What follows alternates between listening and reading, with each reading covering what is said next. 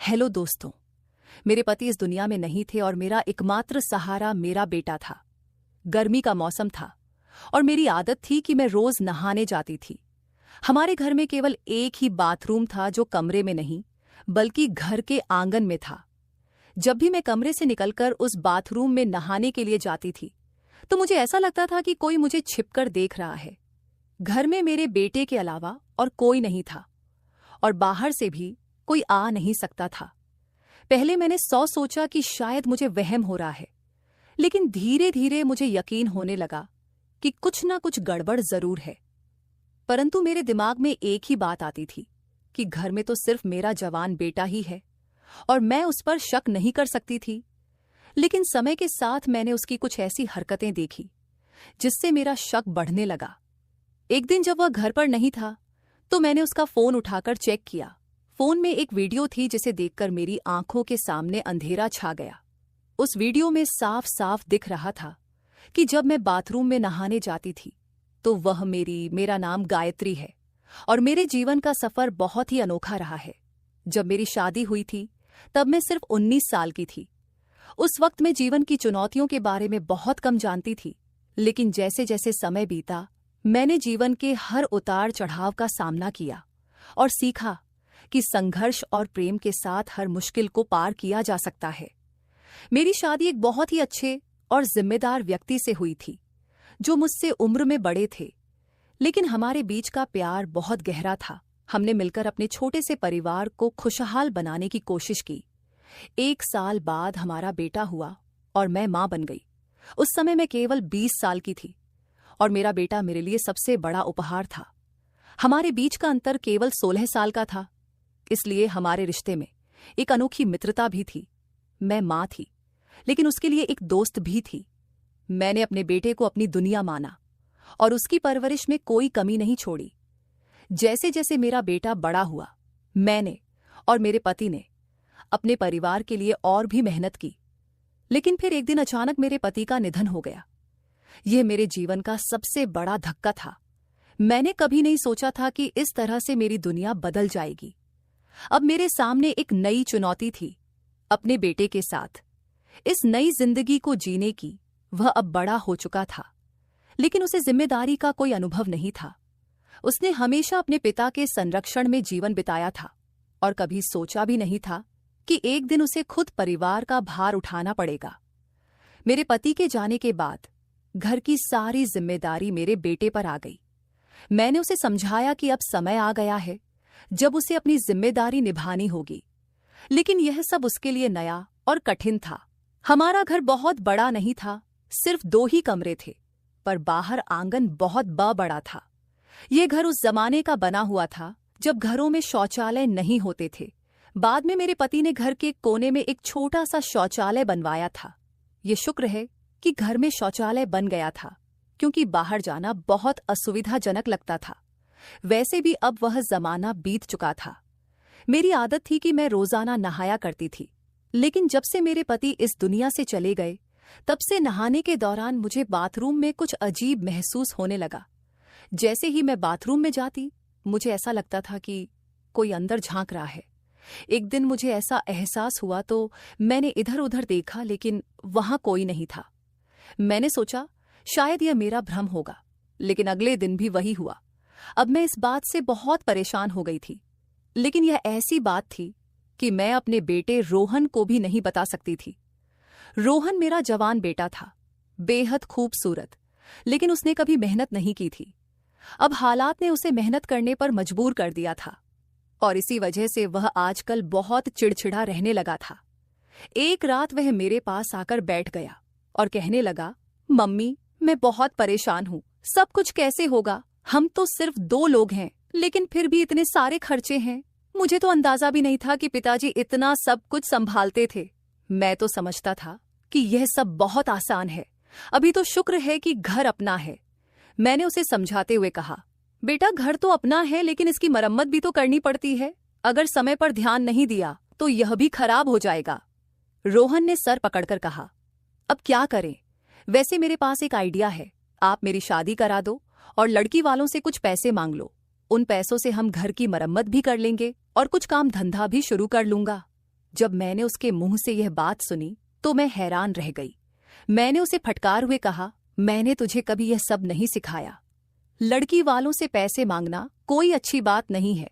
तेरे पिताजी ने मेरे माँ बाप से एक भी रुपया नहीं लिया था और तू इस तरह की बातें कर रहा है। मुझे यह सब कुछ बिल्कुल भी अच्छा नहीं लगता। मैंने तेरी परवरिश इस तरह से नहीं की है कि तू ऐसी बातें करे। किसी की बेटी को अपने घर लाना कोई मामूली बात नहीं होती। वह भी एक जीती जागती इंसान है, उसका ख्याल रखना पड़ता है। तेरे पिताजी बहुत अच्छे इंसान थे और मैं चाहती हूं कि तू उनसे भी बेहतर बने, लेकिन तू तो अभी से ही लड़की के दहेज पर नजर टिकाए बैठा है। अगर काम करना है तो मेहनत कर, खुद से कुछ कर। मेरे बेटे को मेरी बात बहुत बुरी लगी, जाहिर है उसे बुरा लगना ही था। वह कहने लगा, मम्मी खर्चे बहुत ज्यादा है। मैं तो आपसे अपने दिल की बात कर रहा था और आपने तो मुझे इतना लंबा लेक्चर दे दिया। ठीक है, मत करवाओ मेरी शादी। मैंने कहा, तेरी शादी तब तक नहीं करवाऊंगी जब तक तू कोई पक्की नौकरी नहीं कर लेगा। यह सुनकर वह इतना कहकर चला गया। आजकल नौकरी नहीं मिलती, कोई ना कोई जुगाड़ ही करना पड़ता है। मैंने पूछा, यह जुगाड़ क्या होता है? तो वह कहने लगा, जुगाड़ का मतलब है शॉर्टकट से पैसा कमाना। मैंने कहा, ऐसे कभी कुछ हासिल नहीं होता, मेहनत करनी पड़ती है। रोहन के जाने के बाद मैं अकेली बैठी सोचती रही। अब मुझे सिर्फ अपने बेटे की चिंता नहीं थी, बल्कि उस डर और अजीब एहसास की भी थी जो मुझे बाथरूम में होता था। क्या यह सच में मेरा वहम था या फिर कुछ और? मैं इस उलझन में थी कि किसी से बात करूं या नहीं। मैंने सोचा कि अगर मैं रोहन को यह बात बताऊंगी तो वह और भी परेशान हो जाएगा। मेरे पति के जाने के बाद से ही मैं बहुत अकेलापन महसूस करने लगी थी। घर की दीवारें मुझे जैसे घूरती सी लगती थी और हर रात जब मैं बिस्तर पर लेटती थी तो ऐसा लगता था कि मैं उन्हें महसूस कर सकती हूं। मैंने खुद को समझाने की कोशिश की कि यह सब मेरे मन का भ्रम है, लेकिन फिर भी वह डर मेरे दिल में गहराई तक बैठ गया था। रोहन की चिंता ने मेरी बेचैनी को और भी बढ़ा दिया था। मैं सोचने लगी कि अगर वह इसी तरह चिड़चिड़ा और निराश रहता है तो उसकी जिंदगी का क्या होगा। मैंने उसके भविष्य के बारे में कई सपने देखे थे, लेकिन अब ऐसा लग रहा था कि वे सपने दूर होते जा रहे हैं। अगली सुबह मैंने तय किया कि मुझे खुद को मजबूत करना होगा। मैं अपने डर और चिंताओं के आगे झुक नहीं सकती थी। मैंने निश्चय किया कि मैं अपने बेटे को सही मार्ग दिखाऊंगी और उसे मेहनत की अहमियत समझाऊंगी। मैंने रोहन को उसके पसंदीदा नाश्ते के साथ बुलाया और उसकी थाली परोस हुए कहा, रोहन, मैं समझती हूं कि तुम पर बहुत दबाव है और यह सब तुम्हारे लिए नया है, लेकिन याद रखना, किसी भी बड़ी सफलता के लिए मेहनत और धैर्य की जरूरत होती है। शॉर्टकट से कभी कुछ हासिल नहीं होता, और अगर होता भी है तो वह ज्यादा दिन टिकता नहीं। रोहन ने मेरी बात ध्यान से सुनी, लेकिन कुछ नहीं कहा। मैंने उससे कहा, मैं तुमसे बहुत उम्मीदें रखती हूं और मुझे यकीन है कि तुम सही रास्ता चुनोगे, चाहे जितनी भी मुश्किलें आएं। अगर तुम मेहनत करोगे तो सब ठीक हो जाएगा। रोहन ने बस सिर हिलाया और नाश्ता करने लगा। मैं जानती थी कि उसे समय चाहिए, लेकिन मुझे भरोसा था कि एक दिन वह मेरी बात समझेगा। शाम को जब मैं बाथरूम में नहाने गई तो, तलाश कर लो, फिर मैं तुम्हारी शादी श्वेता से करा दूंगी, लेकिन ज्यादा वक्त नहीं लगा सकते क्योंकि वह भी जवान है और तुम भी लड़कियों की शादी जल्दी होनी चाहिए। उसकी माँ भी उसकी जल्दी शादी करवाना चाहती थी। अब तो तेरे पिताजी भी इस दुनिया से चले गए हैं, तो अब तुझे ही सब कुछ देखना है, इसलिए अच्छा है कि कोई नौकरी कर ले। मेरा बेटा कहने लगा कि नौकरी नहीं मिली, लेकिन एक काम मिला है जिसमें बहुत पैसे हैं, पर काम थोड़ा गलत है। मैंने पूछा, क्या मतलब, कौन सा काम है? और तू ऐसे क्यों कह रहा है कि थोड़ा गलत है? गलत तो गलत होता है, थोड़ा गलत क्या होता है? मेरे बेटे ने कहा, मम्मी आपको बताकर मैं पछता रहा हूं, ऐसी बात नहीं है, बाद में बताऊंगा। और यह कहकर वह कहीं चला गया। मैं सोचती रही कि वह क्या कह रहा था। मेरा दिल बैठ गया, क्योंकि आजकल जिस तरह की हरकतें हो रही हैं, किसी भी जवान लड़के या लड़की को अपनी बातों में फंसाना कोई बड़ी बात नहीं रह गई है। मेरा दिल डूब सा गया था। मैं जानती थी कि इस दुनिया में अच्छे लोग भी हैं, लेकिन बुरे लोग भी कम नहीं हैं। जो अपने स्वार्थ के लिए दूसरों का इस्तेमाल करते हैं। क्या रोहन भी किसी गलत राह पर जा रहा था? उस रात मैंने सोने की कोशिश की, लेकिन मन में बेचैनी बनी रही। रोहन की बातों ने मेरे अंदर एक अजीब सा डर पैदा कर दिया था। मैं समझ रही थी कि रोहन मुझसे बहुत कुछ छिपा रहा है, और यह बात मुझे अंदर ही अंदर खाई जा रही थी। मेरे पति के जाने के बाद से ही मैं खुद को बहुत अकेला महसूस करने लगी थी। रोहन ही मेरा सहारा था, और अब उसी के बारे में मुझे चिंता सताने लगी थी। मैंने उसे बड़े प्यार से पाला था, उसे सिखाया था कि ईमानदारी और मेहनत से ही जीवन में सफलता पाई जा सकती है। लेकिन अब ऐसा लग रहा था कि वह मेरी बातों को भूलकर किसी गलत रास्ते पर चलने की सोच रहा है। अपने पति के जाने के बाद मैंने खुद को बहुत मजबूत बना लिया था, लेकिन अब रोहन के बारे में सोचकर मेरा दिल कमजोर हो जाता था। क्या मैं रोहन को सही रास्ते पर ला पाऊंगी? क्या वह समझ पाएगा कि जीवन में शॉर्टकट नहीं होते और गलत रास्ते पर चलने का परिणाम हमेशा बुरा ही होता है? मैंने अपनी एक दोस्त से सुना था कि उसके पति ने उसकी वीडियो वायरल कर दी थी। इस बात ने मेरे दिल में भी एक डर बैठा दिया था। मैं सोचने लगी कि कोई मेरे साथ भी ऐसा कर सकता है। कोई मुझे बार बार क्यों देखेगा? कहीं ऐसा तो नहीं कि कोई मेरा वीडियो बना रहा हो और मुझे पता ही ना हो। ये सोचते ही मेरा दिल बैठ गया। मैंने अपनी पूरी जिंदगी अपने पति के साथ बहुत अच्छे तरीके से बिताई थी। मैं एक शरीफ औरत थी, और अब इस उम्र में अगर मेरे साथ कुछ ऐसा हो जाता तो मैं क्या करती? मेरे जवान बेटे को अगर यह बात पता चल जाती कि यह सब कौन कर रहा है, तो वह शांत नहीं बैठता। वह जज्बाती और जोशीला था, और उसे भी कुछ करना था। यह सब सोचकर मैं बहुत डर जाती थी। हमारे शौचालय की स्थिति ऐसी थी कि वह घर के कोने में बना हुआ था, जिसकी पिछली दीवार गली की ओर थी। उसमें एक बड़ा सा रोशनदान था, जिसके ऊपर कुछ भी नहीं लगा हुआ था। रोशनदान इतना ऊंचा था कि वहां से कोई दिखाई नहीं देता था, इसलिए हमने उस पर ना कोई कपड़ा लगाया और ही जाली। लेकिन अब मेरा दिल बहुत बेचैन हो गया था, इसलिए नहाने से पहले मैंने उस रोशनदान के ऊपर अपना दुपट्टा लगा दिया ताकि कोई देख ना सके। लेकिन वहां तक पहुंचने के लिए किसी को किसी ऊंची चीज पर चढ़ना पड़ता। गली का स्तर ऊंचा था और हमारा घर नीचा, इसलिए मैंने सोचा इतनी मेहनत कोई क्यों करेगा, वो भी एक बूढ़ी औरत के लिए। हालांकि मैं इतनी बूढ़ी भी नहीं थी, मेरी उम्र अभी सिर्फ 35 साल की ही थी। मेरा बेटा जवान था और मैं उसकी शादी करना चाहती थी।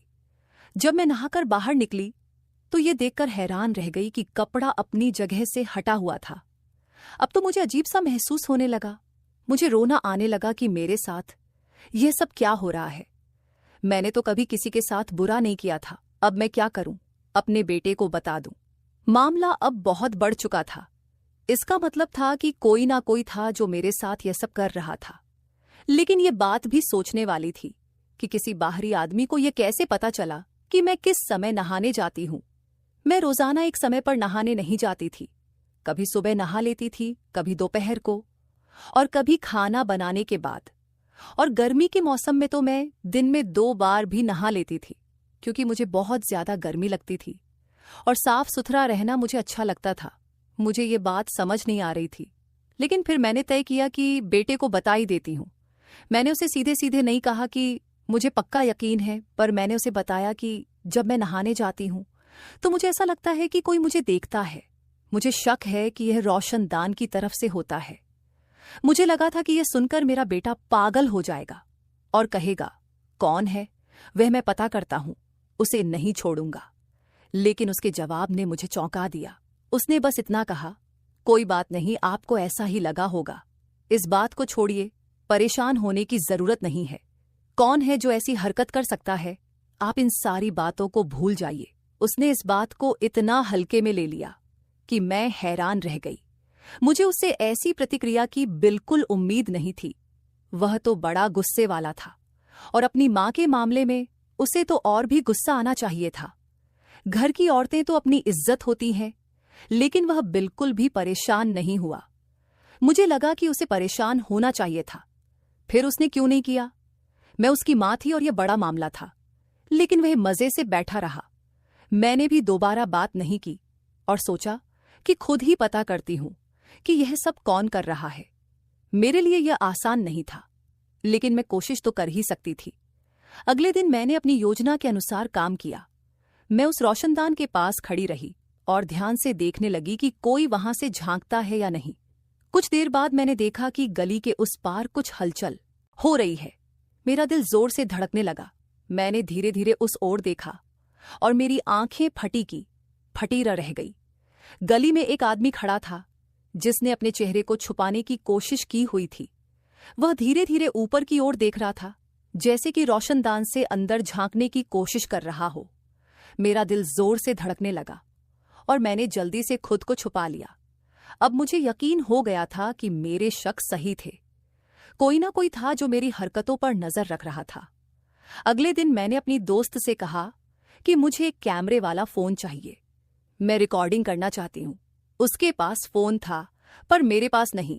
उसने कहा, एक दिन के लिए अपना फोन तुम्हें दे दूंगी, पर पहले मुझे बताओ कि बात क्या है। मैंने कहा था कि अभी नहीं बता सकती, बाद में बता दूंगी। मैं उस फोन को बाथरूम में रखना चाहती थी और रोशनदान की तरफ कैमरे का मुंह करके देखना चाहती थी कि मुझे बाहर से कौन देखता है। मुझे लगा कि मैंने बहुत अच्छा आइडिया सोचा है, इससे बेहतर और कुछ नहीं हो सकता। इससे रिकॉर्डिंग भी हो जाती, वीडियो भी बन जाती और मुझे पता चल जाता कि हरकत कौन कर रहा है। साथ ही मेरे पास सबूत भी आ जाता।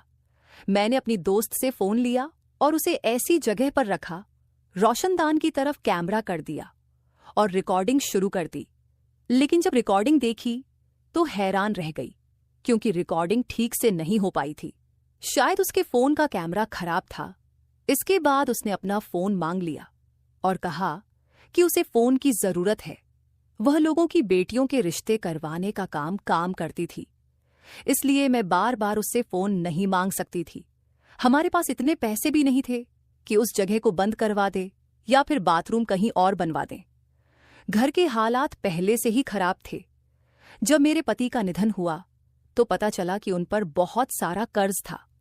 अब वे लोग सामने आ रहे थे और अपने पैसे मांग रहे थे। मेरा बेटा भी कुछ कर नहीं पा रहा था, क्योंकि उसके पास कोई स्थायी काम नहीं था। लोग मुझसे कहते थे कि उसकी शादी करवा दो, दहेज के पैसों से वह कोई बिजनेस शुरू कर लेगा और घर में बहू भी आ जाएगी, जिससे तुम भी अकेली नहीं रहोगी। मेरा बेटा आजकल बहुत परेशान रहता था।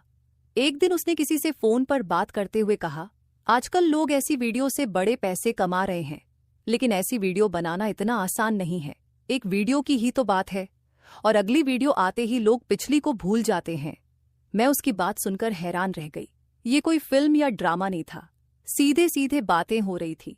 मुझे समझ नहीं आ रहा था कि कहीं वह वही बात तो नहीं कर रहा था जो मेरे मन में आ रही थी। अगर एक पति पैसे कमाने के लिए अपनी पत्नी की वीडियो वायरल कर सकता है, तो क्या एक बेटा पैसे कमाने के लिए अपनी माँ की वीडियो वायरल नहीं कर सकता? अगर ऐसा नहीं था तो फिर वह ऐसी बातें क्यों कर रहा था? वह अपने पास कोई खास काम नहीं था। कभी कभी वह एक गाड़ियों के शोरूम में काम कर लेता था, जिससे उसे रोजाना के थोड़े बहुत पैसे मिल जाते थे, लेकिन यह कोई स्थायी नौकरी नहीं थी। उसकी बातें सुनकर लग रहा था कि उसके पास बात करने के लिए और कोई विषय नहीं था। जैसे ही उसने फोन रखा, मैं उसके पास गई और पूछा, तुम किससे बातें कर रहे थे? कौन सी वीडियो बनाओगे और वायरल करोगे? क्या तुम भी उस आदमी की तरह कुछ करने का सोच रहे हो जिसने अपनी बीवी की वीडियो वायरल कर दी थी? मेरा बेटा यह सुनकर हैरान रह गया। उसने कहा, मम्मी, आप कैसी बातें कर रही हो? बात को कहां से कहां जोड़ रही हो? मैं अपने दोस्त से बात कर रहा था, बस वैसे ही बात हो रही थी। मैंने फिर उससे पूछा, तो फिर वह कौन सी वीडियो थी जिसकी बात कर रहे थे? आजकल तो हर तरफ औरतों की ही वीडियो वायरल होती है, जिनमें या तो वह डांस कर रही होती है या फिर कुछ और कर रही होती है। देखो, अगर मुझे पता चला कि तुमने भी कोई गलत हरकत की है तो मैं तुम्हें जेल से भी नहीं छुड़वा, उंगली वजह से मुझे जेल जाना पड़े।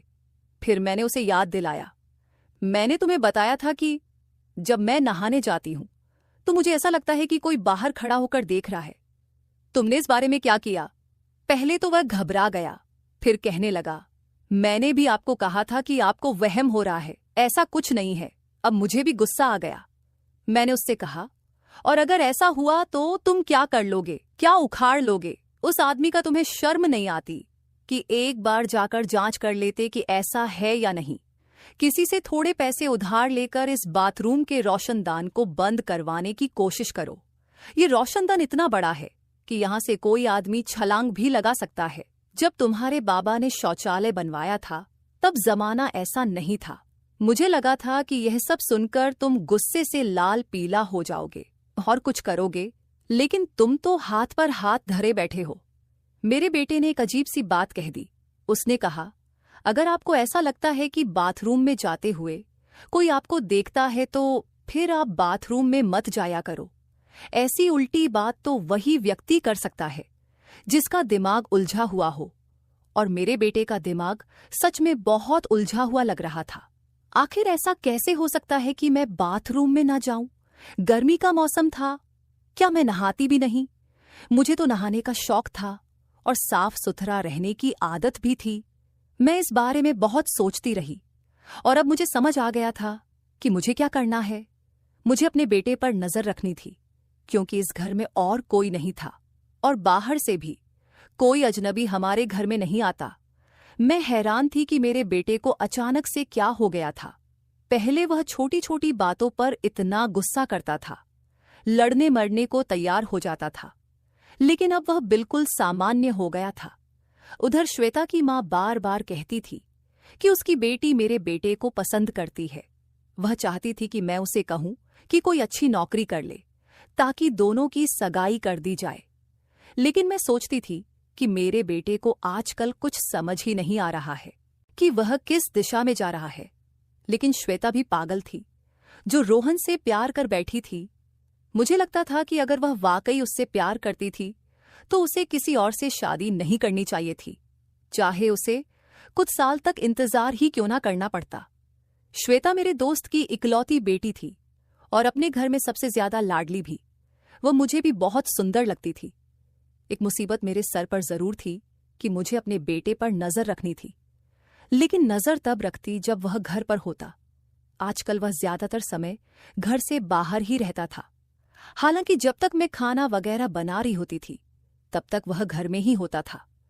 एक दिन जब मैं नहाने के लिए गई तो उसका फोन उसके कमरे में पड़ा हुआ था। पता नहीं मेरे दिमाग में क्या आया। मैंने सोचा कि क्यों ना उसका फोन चेक करूं और देखूं कि उसमें क्या है। आखिर वह मेरा बेटा था और मुझे उसके फोन को चेक करने का हक था। मैंने फोन की गैलरी खोली तो उसमें एक वीडियो थी। वीडियो देखकर मेरे पैरों तले जमीन खिसक गई। वह वीडियो बाथरूम की थी और साफ नजर आ रहा था कि उसमें क्या हो रहा था। मेरी आंखों में आंसू आ गए और मेरी हालत अजीब सी हो गई।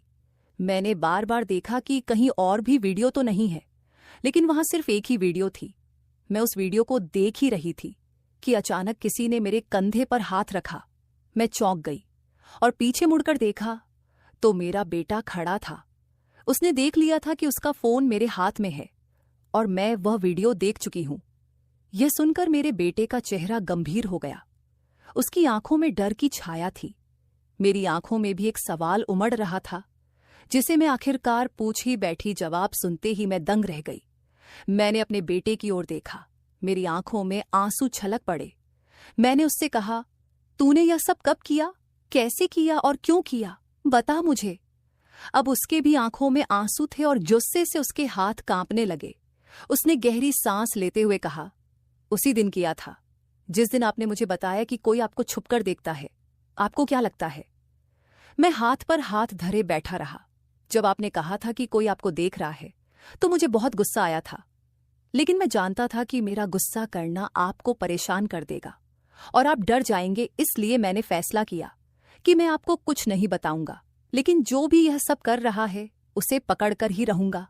मैंने सबसे पहले रोशनदान पर एक छोटा कैमरा लगा दिया था जिसका रुख बाहर की ओर था। उसमें आप नहीं बल्कि बाहर का दृश्य दिखता था। उसी कैमरे से मुझे पता चला कि वह हमारे मोहल्ले का ही लड़का है, जो गली में खड़ा होकर देखता है। जैसे ही उसे पानी गिरने की आवाज आती है, वह समझ जाता है कि कोई अंदर गया है और फिर अंदर झांकने की कोशिश करता है। मैंने उसका नाम और घर का पता भी मालूम कर लिया है। मेरा तो दिल करता था कि सीधे उसके घर जाऊं और उसे गोली मार दूं, लेकिन जब अपने दोस्त से बात की तो उसने समझाया कि ऐसा करने से कुछ हासिल नहीं होगा। उसने तुम्हारी माँ की कोई वीडियो बनाई है जो उसके पास है, पहले हमें वह वीडियो निकालनी होगी। मैं उसी से बात कर रहा था जब आपने मेरी बात सुनी थी। मैंने मोहल्ले के कुछ लोगों से बात की है और हम उसे रंगे हाथों पकड़ना चाहते हैं। हम ऐसा करेंगे कि उसे लगेगा कोई बाथरूम में नहा रहा है, और जैसे ही वह अंदर झांकने लगेगा हम उसे रंगे हाथों पकड़ लेंगे। अगर वैसे उसे टोक कि वह ऐसा क्यों कर रहा है तो वह कभी नहीं मानेगा, लेकिन जब उसे सबके सामने पकड़ा जाएगा तो कोई भी उसका साथ नहीं देगा। आपसे ज्यादा मुझे गुस्सा है, आपसे ज्यादा मैं बेचैन हूं उसे सबक सिखाने के लिए, लेकिन मुझे धैर्य से काम लेना होगा, क्योंकि ऐसे लोगों को पकड़ना आसान नहीं है। हमें उसे सबक सिखाना है ताकि दोबारा कोई ऐसा करने की हिम्मत ना करे। आपको पता है, आपने कहा था कि मोहल्ले में एक लड़की की वीडियो वायरल हुई थी जिसके लिए सभी ने उसके पति को दोषी ठहराया, लेकिन हकीकत में यह काम उसी मोहल्ले के एक और लड़के ने किया था। यह लड़का बहुत बदनाम था और मोहल्ले की कई लड़कियों को परेशान कर चुका था। कभी लड़कियों को छेड़ता तो कभी और कोई हरकत करता, लेकिन इस बार उसने हद पार कर दी थी। मेरे दिल में उस लड़के के खिलाफ बहुत गुस्सा था। मुझे महसूस हो रहा था कि मैंने अपने बेटे के बारे में गलतफहमी पाल रखी थी। मैं सोचने लगी कि आखिर मेरे अपने बेटे ने ऐसा क्यों किया। हालांकि मैंने कभी उसे यह बात नहीं बताई, लेकिन अंदर ही अंदर मैं बहुत दुखी थी। समाज किस दिशा में जा रहा है यह हम सब जानते हैं, लेकिन फिर भी मुझे अपने बेटे पर गर्व था। आखिरकार मेरे बेटे ने योजना बनाई, और जब वह बदमाश लड़का रोशनदान की ओर देख रहा था तभी मेरे बेटे ने उसे पकड़ लिया।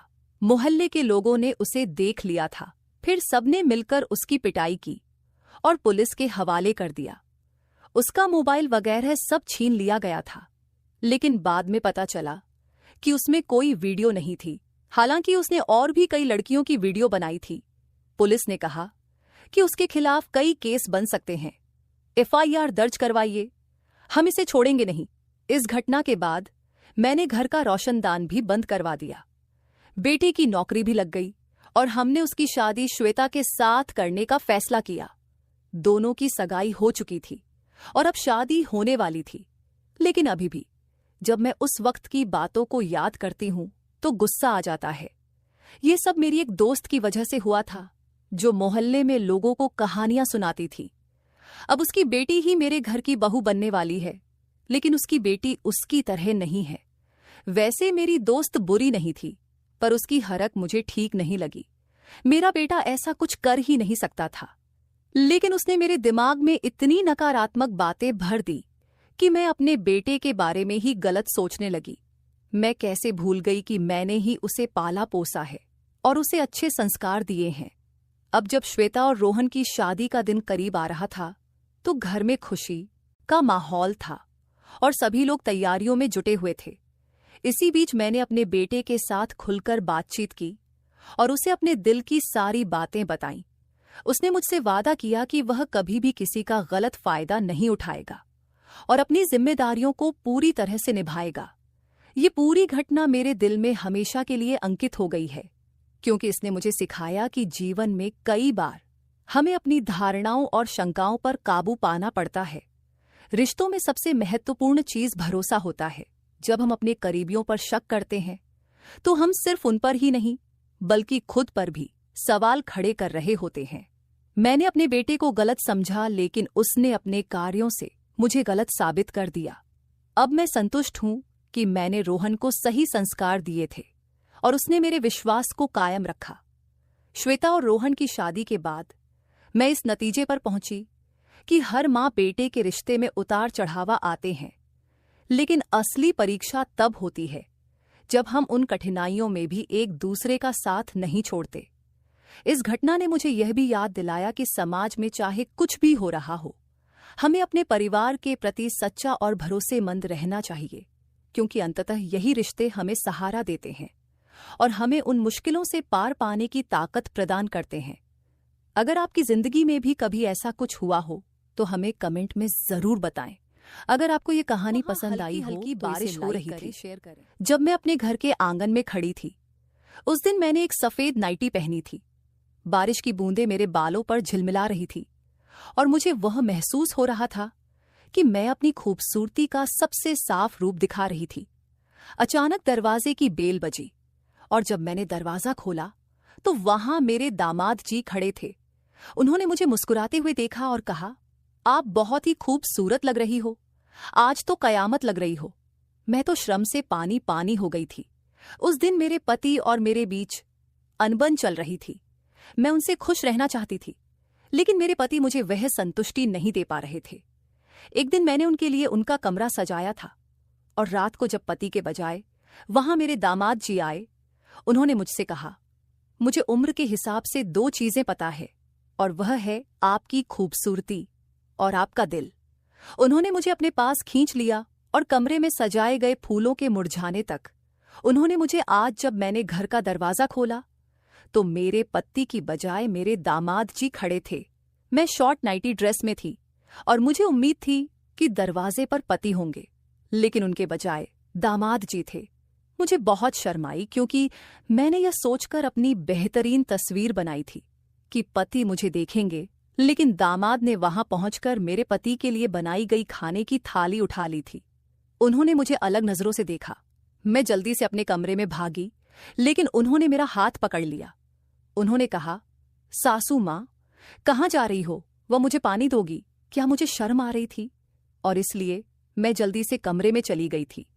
मैंने दामाद जी से कहा, तुम बैठो, मैं अभी आती हूं। मैंने अपनी साड़ी पहनी और फिर उन्हें चाय और पानी लेकर दिया। वे अभी भी मुझे वही नजर से देख रहे थे। उन्होंने पूछा, आज कोई खास बात है क्या? शायद मैंने गलत समय पर आ गया हूं। मैंने कहा, कुछ बात नहीं, सब ठीक है। दामाद जी, सच कहूं तो मुझे दरवाजे पर तुम्हारे ससुर के आने की उम्मीद थी, लेकिन कोई बात नहीं, अतिथि देवो भव, इस बात से मैं भी खुश हूं। उन्होंने सब कुछ देख लिया था, तो उन्हें घर की बातें बताने में कोई बुराई नहीं थी। मैंने उन्हें बताया कि आज मैंने उनके एसएस के लिए एक छोटा सरप्राइज रखा था। उनके काम की वजह से वे घर पर समय नहीं बिता पाते हैं, इसलिए मैंने सोचा कि आज कुछ अलग करें। पति पत्नी की रुचि को ध्यान में रखते हुए हमें बीच बीच में सरप्राइज प्लान करना चाहिए। आज मैंने इंटरनेट पर एक नया आइडिया देखा और उसे आजमाने की कोशिश की, लेकिन तुमने समय पर आकर बिगाड़ दी। मैं अपने दामाद जी से बात कर रही थी कि अचानक ही मेरा पति अभिषेक घर आ गया। उसने मुझसे पहले ही वादा किया था कि वह 1 घंटे पहले घर आ जाएगा, लेकिन देर से आया। अगर वह समय पर आता तो दामाद जी को दरवाजे से ही वापस भेज सकता था। घर आते ही मेरे पति ने उसे गले लगा लिया। उसने मुझे देखा भी नहीं। मुझे गुस्सा आया क्योंकि उसने उसी समय वादा किया था। हॉल में बैठकर मैं सोच रही थी कि दामाद जी भी मेरी बगल में बैठे हैं। मेरा ध्यान उनकी ओर से हट गया था। जब दामाद जी ने मुझे अचानक अपने हाथों में लिया, मैं चौंक गई थी, क्योंकि मेरे मन में अभी भी विचारों की गहराई में डूबा हुआ था। दामाद जी के आगमन से मुझे डर लगा था। उन्होंने देखा कि मैं घबरा गई हूं और पूछा, आप यहां अकेली बैठकर क्यों बड़बड़ा रही हो? मैंने उनका हाथ पकड़ा और सीधे अपने कमरे की ओर ले गई। वहां उन्हें मैंने सजाया हुआ बिस्तर दिखाया। दामाद जी ने बिस्तर की तारीफ की। आपने बहुत अच्छी तरह सजाया है। मैंने उसे समझाने की कोशिश की कि मैं उसे क्या दिखाना चाह रही थी, लेकिन मुझे लगा वह मुझे समझ नहीं पा रहे थे। गुस्से में मैं कमरे से बाहर निकल आई और कहा, मैं तुम्हें सिर्फ बिस्तर नहीं दिखा रही थी। दामाद जी बोले, आपके चेहरे से मुझे सब कुछ समझ आ गया है। आपकी पसंद गलत निकली। वे अभिषेक के बारे में बात करते हुए बोले, ससुर जी का भाग्य अच्छा है कि उसे आप जैसी मिली है। दामाद जी ने मेरी सुंदरता की तारीफ की, जिसे सुनकर मेरा गुस्सा धीरे धीरे ठंडा हो गया। मैंने उनके साथ बहुत सारी बातें की और उन्होंने मुझे समझाया कि उनसे अपनी समस्याओं को साझा कर सकती हूँ। वे बोले, आप चिंता मत करो, मैं हूं ना। आपके लिए उनकी बात सुनकर मेरा मन हल्का हो गया और मैं अपने कमरे में वापस चली गई। अब मैं अभिषेक की ओर पीठ करके सो गई थी। अभिषेक अगले दिन भी जैसे हर दिन की तरह अपना खाना लेकर काम पर निकल गए। दामाद जी अभी भी घर पर ही थे। उन्होंने बताया कि उन्हें 10 बजे ऑफिस में जाना है। दामाद जी 30 साल के थे, लेकिन उन्हें देखकर कोई भी मान सकता था कि वे बहुत हैंडसम और फिट दिखते थे। वे नहाकर तैयार होकर बाहर आए, लेकिन उन्होंने केवल तौलियां लपेटे हुए थे। उन्हें देखकर मुझे उनकी देखभाल का ध्यान गया। दामाद जी ने सीधे किचन में जाकर अपने व्यवस्थित तरीके से तैयारी शुरू की। मैंने उन्हें देखकर खुद को एक क्षण के लिए बंद कर लिया। उनकी देखभाल को देखते हुए मैं थोड़ी शर्मिंदगी महसूस कर रही थी। कुछ ही देर बाद दामाद जी पूरे कपड़े पहने हुए वापस आए। जब उन्होंने घर लौटने पर मुझसे मुलाकात की तो मैंने उनसे बरियत की कि मुझे घर के कामों में मदद चाहिए। उनके साथ होने से मुझे अपने घर का माहौल भरा हुआ महसूस हो रहा था। ऐसा लग रहा था कि मेरे आसपास कोई अपना है। उस दिन दामाद जी ने ऑफिस जाने से पहले मुझे एक नया आइडिया दिया। उन्होंने मुझे कैंडल लाइट डिनर के बारे में सुझाव दिया। वे कहने लगे, सासू जी, कल मैंने जल्दी आकर आपका प्लान फैला दिया था। आज रात मैं थोड़ी देर से घर आऊंगा। अगर जरूरत पड़ी तो बाहर से खाना खा लूंगा। आप और ससुर जी अपना समय बिता सकते हो। मैं आप दोनों को डिस्टर्ब नहीं करूंगा। दामाद जी ने मुझे कैंडल लाइट डिनर के रोमांटिक बनाने के तरीके भी सिखाए थे। इसी बीच मैंने अभिषेक को फोन किया, लेकिन उसने मेरा कॉल नहीं उठाया। मैंने उसे टेक्स्ट मैसेज भी भेजा जिसमें वह बस ओके ही कहकर जवाब दे दिया। शाम को तैयारियां भी की थीं, पर अभिषेक ने दिन भर मुझसे कोई बात नहीं की थी। फिर भी जब उसने जल्दी घर आकर मुझे देखा, मुझे थोड़ा थका हुआ लग रहा था। मैंने उसके साथ डिनर किया, लेकिन बाकी चीजों के लिए मैं उससे फोर्स नहीं कर सकी, क्योंकि वह पहले ही मुझे थका हुआ लग रहा था। और वैसे भी वह मेरा ही पति है। उनसे जबरदस्ती करना या किसी भी चीज की जल्दबाजी करने की कोई जरूरत नहीं थी। उस दिन अभिषेक के साथ समय बिताने का आखिरी दिन नहीं था, इसीलिए उसे थका हुआ देखकर मैंने उसे कुछ नहीं कहा। उसे शांतिपूर्वक कमरे में सोने दिया और उसके सो जाने के बाद मैं किचन साफ कर रही थी, लेकिन मुझे नींद नहीं आ रही थी। किचन का काम करते करते मैं नीला गाउन पहने हुए थी। रात के 10 बज रहे थे। दामाद जी अभी तक घर नहीं आए थे। मुझे उन्हें फोन करने का सोच रही थी, तभी घर का दरवाजा खुला और वे अंदर आ गए।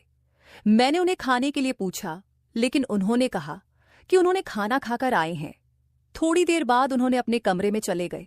उसके बाद मैं भी अपने कमरे में जाकर सो गई। ऐसे ही दिन बीतने लगे। दामाद जी का ऑफिस का समय 10 बजे से शायद 5 बजे तक था। वे सुबह से शाम तक काम में मेरी मदद करते थे।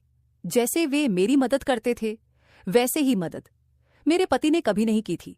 दामाद जी के साथ मेरी बेटी शादी करके वो बहुत किस्मत वाली थी, इस बात में कोई शक नहीं था, क्योंकि वे हर चीज में परफेक्ट थे।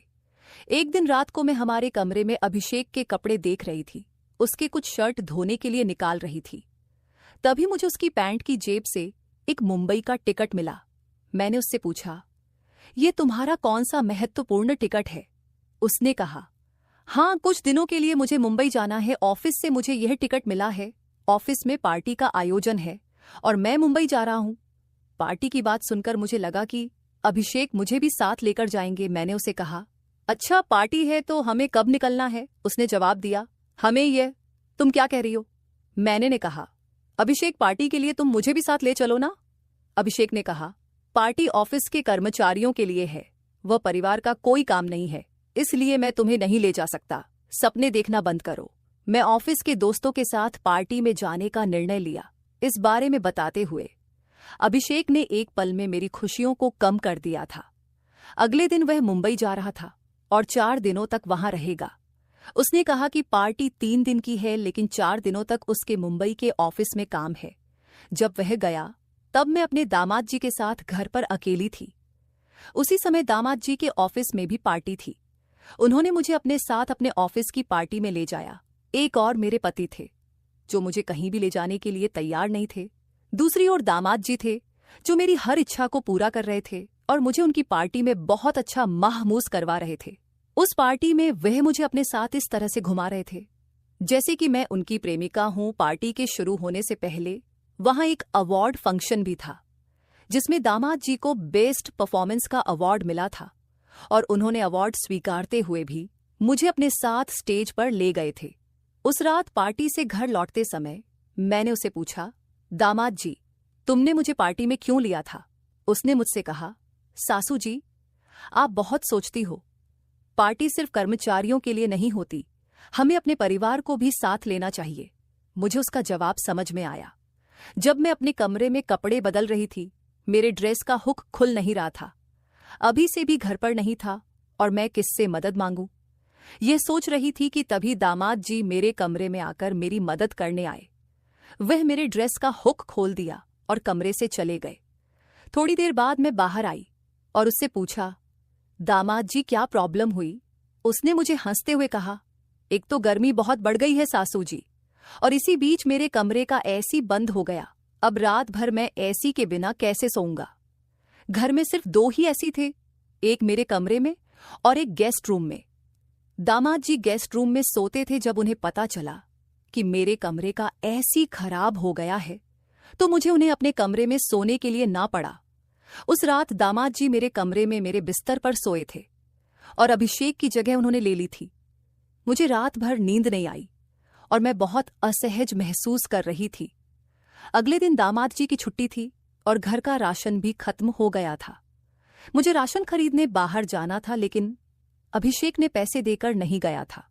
जब मैंने खाना बनाने का सोचा तो राशन में एक चीज थी तो दूसरी खत्म हो गई थी। मेरे पास भी पैसे नहीं बचे थे। मैंने अभिषेक को फोन करना शुरू किया। तभी दामाद जी ने मुझे रोक दिया। उन्होंने कहा, अब मैं भी इस घर का सदस्य हूँ। इस महीने का राशन मैं भर दूंगा। आज दोपहर का खाना हम बाहर ही करेंगे। मैंने उनकी बात मान ली और तैयार होकर कुछ समय बाद हम बाहर जाने लगे। सबसे पहले दामाद जी मुझे एक होटल में खाने के लिए ले गए। खाना खाकर हम मॉल में खरीदारी करने गए। मॉल में जो भी चीज मुझे पसंद आई दामाद जी ने मुझे दिला दी। राशन के अलावा मैंने अपने लिए बहुत सारी खरीदारी की थी और सारे पैसे दामाद जी ने दिए थे। अभिषेक हमेशा मेरे पीछे चिल्लाता था अगर मैंने राशन के अलावा कुछ भी ज्यादा लिया तो, लेकिन दामाद जी ने एक शब्द भी नहीं कहा। उन्होंने मुझे जो भी चाहिए था वह दिला दिया। उनके व्यवहार से कभी कभी ऐसा लगता था जैसे वह मेरा दिल जीतने की कोशिश कर रहे हों। उस रात मैंने मॉल से खरीदा हुआ नाइट ड्रेस पहना हुआ था। मुझे उस ड्रेस में देखकर दामाद जी मेरी तरफ देखते ही रह गए और कहा, सासू जी आप तो बहुत सुंदर लग रही हो। उस रात भी वह मेरे साथ मेरे कमरे में सोए थे। आधी रात को अनजाने में मैंने अपनी जगह बदलकर उनसे सटकर सो गई। सुबह जब मेरी आंख खुली तो मैं उनके बहुत करीब थी। मैं तुरंत उठकर दूर हो गई और अपने काम में लग गई। आज भी उन्होंने छुट्टी ली थी। नाश्ता करने के बाद मैं किचन में बर्तन साफ करने लगी। अचानक वह मेरे पीछे आ गए और मेरे पेट में चुटकी काट ली। उनके छूने से मैं हिल गई और संतुलन खो बैठी, जिससे मैं उनके ऊपर गिर गई। किचन में हम दोनों एक दूसरे के बहुत करीब थे और मेरे हाथ का झाग उनके चेहरे पर लग गया था। यह देख मैं हंसने लगी। उन्होंने भी मुझे प्यार भरी नजरों से देखा और हंस पड़े। मैंने उनसे पूछा, तुमने चुटकी क्यों काटी? उन्होंने कहा, आपके पेट पर चींटी थी, उसे हटाने की कोशिश कर रहा था। फिर उन्होंने मेरे हाथ का झाग अपने चेहरे पर लगा लिया और हम दोनों हंसने लगे। धीरे धीरे उन्होंने मुझे पीछे से गले लगा लिया और हमारे बीच की मर्यादा भूलने लगी। कुछ गलत होने से पहले ही हम दोनों दूर हो गए। उस दिन मेरे दिमाग में उनकी यादें छाई रहीं। मुझे महसूस हुआ कि वह मेरी परवाह कर रहे थे, जबकि मेरे पति अक्सर मुझे नजरअंदाज करते थे। वह मेरे पति से बड़े और ज्यादा स्मार्ट थे। उन्होंने मुझसे कहा कि किसी औरत को कैसे खुश रखना चाहिए। यह वह अच्छी तरह जानते थे। रात को मेरे पति के घर आने की संभावना थी, लेकिन वह 8 बजे ही आ गए। सोने से पहले मैंने एक नई नाइटी ड्रेस पहनी थी, जिसे देख मेरे पति ने मुझसे पूछा, ये ड्रेस कहाँ से आई? मैंने उन्हें नहीं बताया कि वह ड्रेस उनके दामाद जी ने मुझे दिलाई थी। मैंने कहा कि मेरे पास थोड़े पैसे थे जिनसे मैंने एक ड्रेस खरीद ली।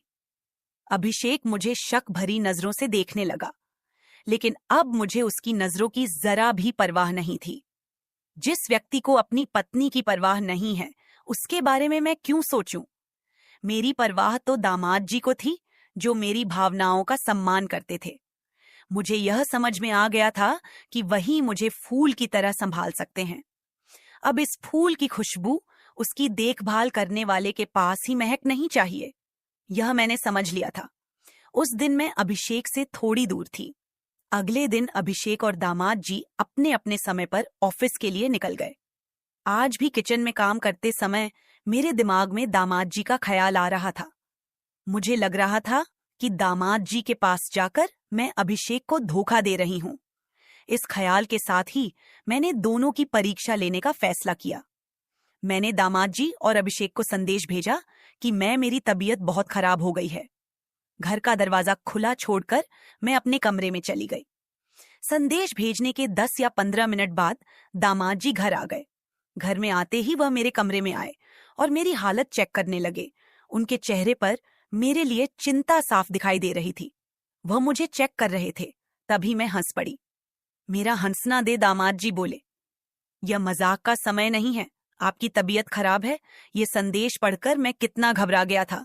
आपको क्या हुआ है, मुझे ठीक से बताओ। तब मैंने दामाद जी का हाथ पकड़ा और उन्हें अपने पास बिठा लिया। मैंने कहा, मुझे कुछ भी नहीं हुआ है। मैं बिल्कुल ठीक हूं। मैं तो सिर्फ तुम्हारी और अभिषेक की परवाह का अंतर देख रही थी। आज तुम इस परीक्षा में पास हो गए हो। दामाद जी ने मेरी बात समझ ली थी। धीरे धीरे हम दोनों एक दूसरे के करीब आने लगे। उनकी तपस्या आज समाप्त होने वाली थी। हम दोनों एक दूसरे के इतने करीब थे कि कुछ ही समय में हम अपने प्यार के पलों का आनंद लेने वाले थे। लेकिन तभी अभिषेक कमरे में आ गया। हमें साथ देखकर उसकी आंखें हटी की फटी रह गईं। उसने मेरे पास आकर दामाद जी को मुझसे दूर धकेल दिया और मुझसे कहा, ये सब क्या चल रहा है? तुम अपने दामाद के साथ ये सब कैसे कर सकती हो? तुम्हें एक बार भी मेरा ख्याल नहीं आया? मैंने जवाब दिया, नहीं, मुझे तुम्हारा ख्याल नहीं आया। जब तुम अपनी गायत्री के साथ होते हो तब क्या तुम्हें एक बार भी अपनी पत्नी का ख्याल आता है? मेरी तबीयत खराब होने का मैसेज भेजने पर भी तुम घर नहीं आए। मुझे पता था कि तुम नहीं आओगे, इसलिए मैंने जानबूझकर तुम्हें मेरा और दामाद जी का एक साथ सेल्फी वाला फोटो भेजा था। मैंने तुम्हें भेजे हुए मैसेज में भी जानबूझकर लिखा था कि मैं उनके साथ रिश्ता बढ़ा रही हूं। वैसे भी तुम शक करने में एक्सपर्ट हो, लेकिन शक तभी करना चाहिए जब आपका खुद का चरित्र साफ हो। अगर तुम्हें लगता है कि तुम सही हो तो मेरा और दामाद जी का रिश्ता भी सही है। मुझे इसमें कुछ भी गलत नहीं लगता। कुछ भी बकवास मत करो। कौन सी गायत्री अभिषेक का नाटक शुरू हो गया था। तब मैंने उसे उसकी और उसकी प्रेमिका की तस्वीरें दिखाई। मुझे उसका सारा सच पहले से ही पता चल गया था, लेकिन मैं उसके प्यार के लिए सब्र कर रही थी और उस घर में रुकी हुई थी। मैंने उससे कहा, अभिषेक, तुम और कितना झूठ बोलोगे? ऑफिस का काम और मीटिंग बताकर उस लड़की को बाहर शहर ले जाकर तुम उसके साथ समय बिताते हो, उस पर कितने पैसे खर्च करते हो। लेकिन पत्नी ने एक चीज मांगी तो उसके लिए खर्च का रोना रोने लगते हो। तुम्हारी सच्चाई जानते हुए भी मैं तुम्हारे घर में रुकी हुई थी। तुम्हें खुश करने के लिए कभी कम सजाती तो कभी कैंडल लाइट डिनर का आयोजन करती थी। शायद मुझसे कुछ गलती हुई होगी। तुम्हें जो प्यार चाहिए था वह मैं तुम्हें नहीं दे पा रही थी। मैं खुद को दोषी मानती थी, लेकिन दामाद जी ने समय पर मुझे तुम्हारा सारा सच बता दिया था। अच्छा हुआ, वरना मैं खुद को दोषी मानते हुए डिप्रेशन में चली जाती और अपने साथ कुछ बुरा कर बैठती। उन कठिन परिस्थितियों में दामाद जी ने मुझे संभाला था। हाँ, तुम हमें जिस शक की नजर से देख रहे थे वह नजर एक बार हटा लो दामाद जी, और मेरे बीच कुछ भी गलत नहीं है। हम सिर्फ तुम्हें सबक सिखाने के लिए यह नाटक कर रहे थे। आज जो तुमने देखा वह भी इसी नाटक का हिस्सा था। अगर तुम मुझे किसी दूसरे आदमी के साथ नहीं देख सकते तो मैं तुम्हें किसी दूसरी लड़के के साथ कैसे देख सकती हूं? अब अभिषेक मेरे सामने सिर झुकाए खड़ा था। मैंने अपना बैग उठाया और मायके जाने लगी, क्योंकि अब मैं और कुछ सहन नहीं कर सकती थी। एहसास हो गया था और उसने मुझे जाने से रोक लिया। उसने मुझसे माफी मांगी और वादा किया कि आज के बाद वह किसी दूसरी लड़की के पीछे नहीं जाएगा और मेरे साथ वफादार रहेगा। दामाद जी ने मेरी मदद की, इसके लिए मैंने उनका धन्यवाद किया। आज दामाद जी की मदद से मैं अपनी गृहस्थी बचा पाई। आजकल बहुत से लोग, चाहे पुरुष हो या स्त्री, अपना अच्छा खासा परिवार होते हुए भी बाहर प्यार में पड़ जाते हैं।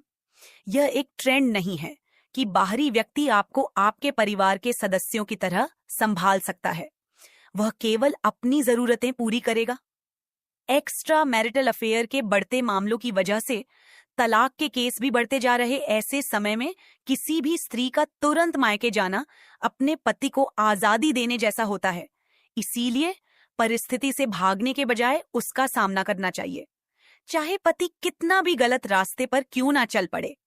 एक पत्नी ही है जो उसे सही मार्ग पर ला सकती है, यह हर स्त्री को समझना चाहिए। तो दोस्तों, ये थी आज की कहानी। आपकी क्या राय है इस पर हमें कमेंट में जरूर बताएं। अगर आपको वीडियो अच्छी लगी हो तो लाइक, शेयर और सब्सक्राइब करना ना भूलें। धन्यवाद। मिलते हैं कल एक और नई कहानी के साथ।